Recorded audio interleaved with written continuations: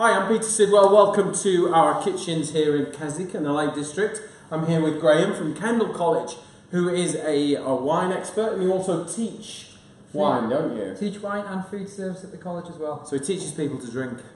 Not a bad job. Not a bad job at all. Right, we've actually done 2 live dishes today on Facebook Live already, and we'll archive those and we'll get those out. But we thought we'd do another one, and we will put this straight on the app. Okay, so we have done a lovely fish main course. We've done pollock with a tomato olive sauce, Greek basil with a nice tapenade crust, which was delicious. The wine that we had with it was from Beaujolais. It was Beaujolais, 100% Gamay. Fantastic, like savoury wine to go with the flavours of a dish. It was good. Red wine with fish, you heard it here. And then we had a lovely chocolate brownie with prunes soaked in ginger beer. With roasted rhubarb, and it was yummy and amazing dessert wine. From Sauternes in the Bordeaux area of France. Good, so 2 French wines. So what we're going to do is we're actually going to do the cheese course. I'm going to show you how to make savoury shortbreads. Okay. And we're going to use some flax, ground up flax and chia seeds in it as well, with a bit of parmesan to replace the sugar that you would normally put in a shortbread. Okay. Okay, so first of all, 125 grams of butter. 50 grams of parmesan, and then 50 grams of ground chia seeds and flax seeds. So pretty good for you. Very healthy. Yeah. So why have you chia and flax seed then? Just to be fair, I use things like this quite a lot. Okay. And try and get that sense. I'm a big sort of seedy, nutty, virtuous kind of bread baker. I like those kind of breads, much to my 5-year-old son's disgust, who likes fluffy white bread. That's fair enough. But you know. We're all in it. You all know what I'm saying there. Yeah. And I quite like to add as much of this into, for me, nuts and seeds are really good for you. Yeah. And I can add these things in really easily to stuff. And I'm kind of doing some experimentation with these guys, Linwoods. Okay. You've probably seen them in the supermarkets. Yes, I have. Yeah. The flax seeds, flax seeds, chia seeds, all those things. Sprinkle it on your breakfast. But I'm trying to get it into savoury, so I'm trying to get it into, obviously, these shortbreads, trying to get it into breads, pastries, I'm just going to have a bit of a play. I might even try and use it to thicken some sauces and stews and, watch this space, basically. This is what I'm going to play with, and this is kind of what I do during the week, is work with different food companies and brands and things like that to kind of develop what to do with these products, because not everyone knows. And if you don't know what to do with it, you don't buy it, basically. Exactly. So you know what to do with it, you're going to use it. Yeah. So, and obviously, traditional French sablé type shortbread is done by blending and beating sugar and butter together. So obviously, you've got to get rid of the sugar and replace it with something. So the chine flax seeds. So kind of it's like a replacement, but we're going savoury with it. So French sablé shortbread has egg yolk in it. So that's the kind of difference really from your Scottish shortbread. I dare say you could do it without the egg yolk if you wanted to, but I like sablé shortbread rather than, or a sable. Yeah, a sable is a sable. A sable in the north, a sablé in France. And then just beat that in. And then I'm going to season it, because I've used salted butter and parmesan, so I don't need salt in it. But a touch of black pepper is quite nice. So the guys that found the seed, just to ask a question then. Was this used in the past as something we've discovered now and think, oh, it's really good and healthy? So like with the new fads of, coming through. I just think as a nation we're much more aware of what we're eating now. And normally you'd find that in a health food shop 5 years ago. Now everywhere. It's on the supermarket shelves, and it's just, add it into your biscuits, add it into your cereal, you could add that to your smoothies, I guess, if you wanted to. So I've added a little fresh thyme in here as well, because I think that will work well. And then I have got 175 grams of plain flour. Important that you use plain, because we don't want the shortbreads to rise, okay? And then I've got some pumpkin seeds, because a nice bit of crunch, I think is good. Again, I chuck seeds and all sorts in everything these days. Maybe it's because I turned 40 and all of a sudden I'm quite aware that I'm no longer bulletproof. No. I'm not going to live forever. So I'm just going to break these a little bit, not a lot, because I quite like the crunch of it all in there. So we're going to add some of those in, and do it now.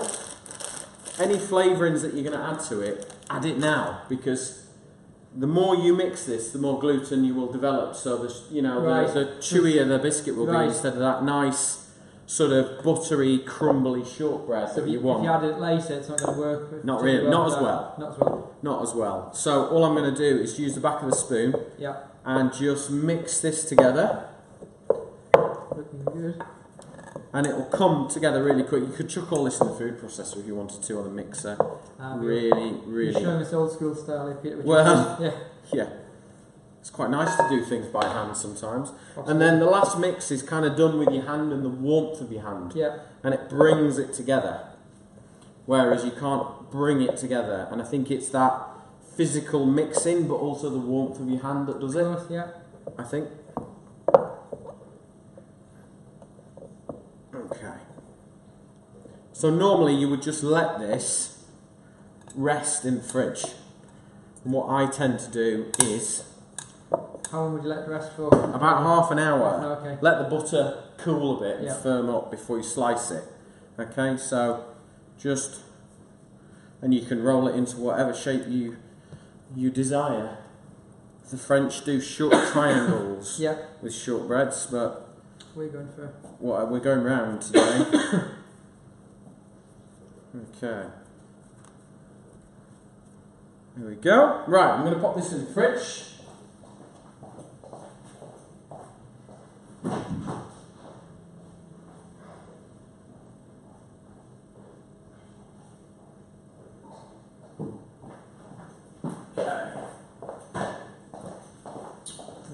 Right, absolutely. So we're going to pull this dish together really quick, actually.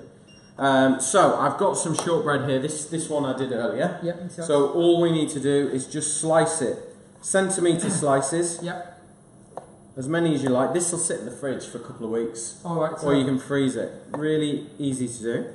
Oh, it was my question, but you answered. Was it? Yeah. Oh, you got ahead of me. That's good. So at least something you can use again and again.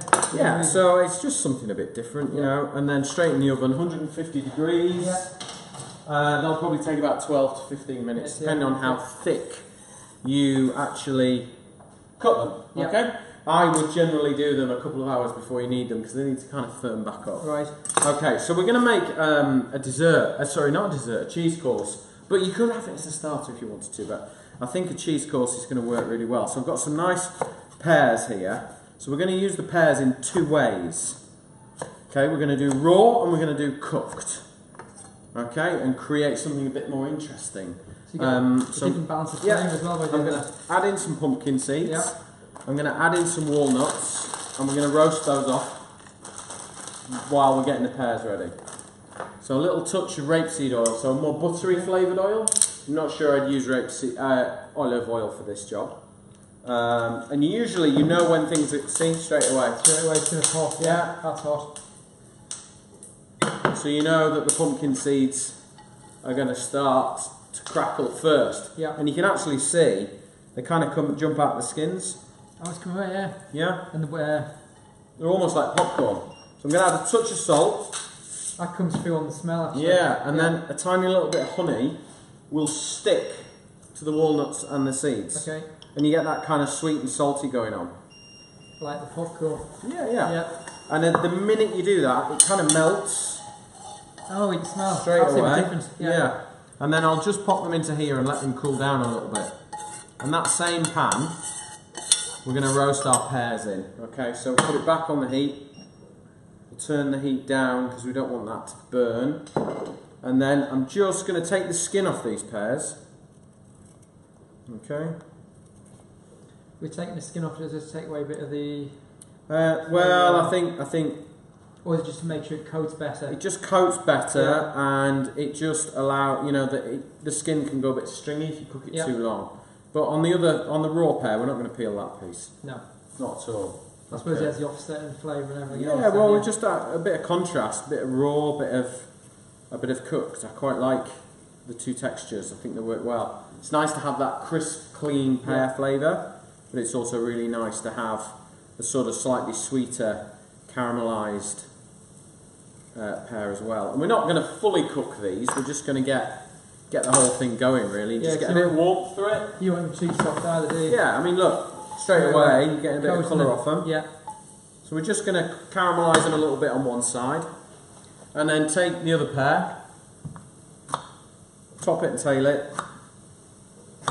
Excellent. Cut that piece out. It's a traditional fruit to use with cheese as well. So When I was in Italy, pear and pecorino all the way. Yeah. So we'll cut this nice and thinly sliced.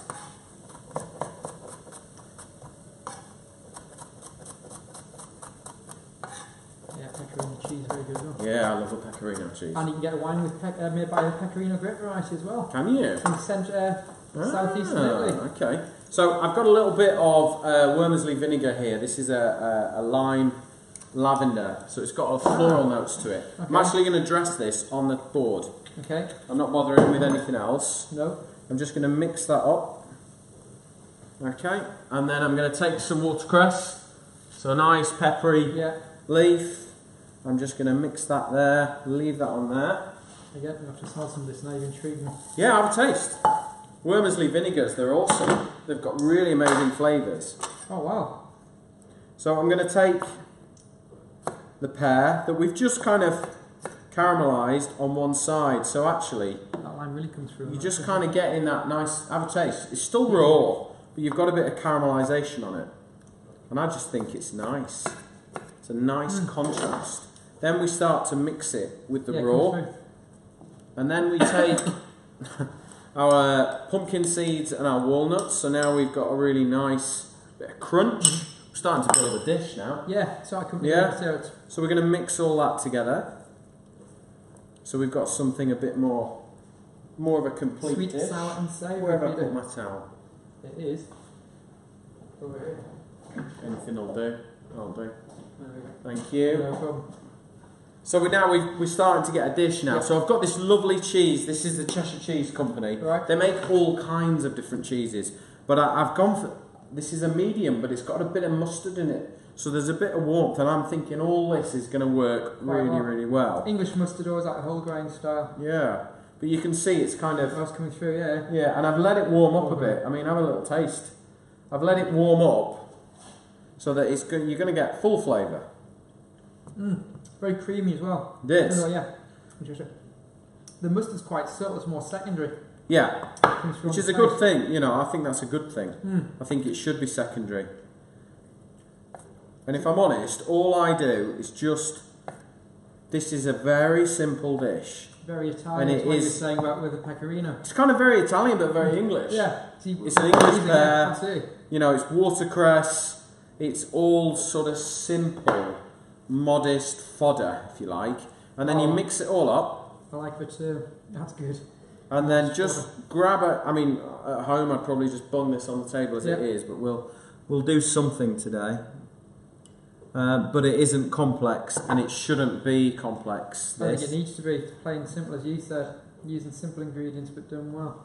And then I'm just going to grab a few of those walnuts and those seeds and make sure that this has got crunch in it, because that for me is vital. That kind of crunch adds something to this dish. And this could be a simple lunch with a bit of crusty bread. Oh. It could be... Now you're talking. Tuscan style. Yeah. It could be a lovely way to finish your meal. Yeah. It could be, you know, I'm always stuck for desserts. I never know what to do. I think we do it very French style with the sweet before the savoury, so it's good. So I'm going to take some honey. Yeah. Because I think just that little bit of honey at the end... Finish up quite nice. Yeah, well, you know, the chefs like a drizzle, don't they? If you want to make it a bit fancier, if I'm honest, I'd make it like that at home. Yeah. But there you go. That is my really super simple British cheese, pear and walnut dish. And what are you going to serve with that? Well, hopefully. There you go. Last two hang on. Oh, we've got one missing. The biscuits. Ah, indeed. The thing we actually made. Yeah. There we go. Lovely. So let's pop that on there. Right. So for my third and final wine for this evening, Peter. Okay. Again, just before I talk about the main wine focus, traditionally people think, oh, port and cheese. Yeah. The way forward. It's not. Port is brilliant with soft blue vein cheeses. Okay. It's quite rich, quite rich. quite almost sweet. Well, it is sweetened to an extent. So with soft blue vein cheese, you've got the creamy and soft, brilliant. But softer, more medium to hard style cheeses, port is not the way forward. Right. So the classic example would be using white wines with cheese as well. If we're using individual cheese like we are this evening, we could have gone, you know, Chardonnay works so well with certain cheeses. The dessert wine we tried earlier, soft cheeses, we were talking about earlier as well. But what I've gone for this evening, again, not dissimilar to the Gamay, I've gone for a Chilean Pinot Noir, Montez, with the wine with Montez Alpha. It's a single vineyard Pinot Noir. You take a picture because people from the fabulous 2013 vintage, which it was. Bit of research on that. Okay.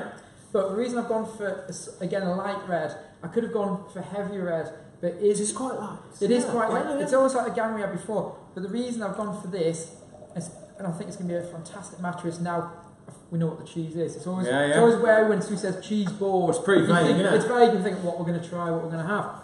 If I went for heavier red and we found out it was going to be sort of like a mature cheddar or something like that, perfect match. And like I said about the white wines earlier as well, if you have individual cheese, they'll have individual wines that will match brilliantly well. But for me, a soft rounded Pinot Noir will marry well with so many different cheeses, from the soft cheeses to the medium like we have here. And this one's obviously with the flaxen, chai seed sablays, with the pear, but also the Cheshire with the mustard seed in, which is very creamy and fresh. And I think I'm going to build this whole thing for you. I want you to get everything in one go. But the red fruit comes off here. It's not dissimilar in some styles to the Gamay, but it's not as earthy or savoury. There you go. It's a lot more subtle. So, hopefully, ladies and gentlemen, that has got pear, cheese, walnut. Bit of everything. It's a proper northern portion, that. It certainly is.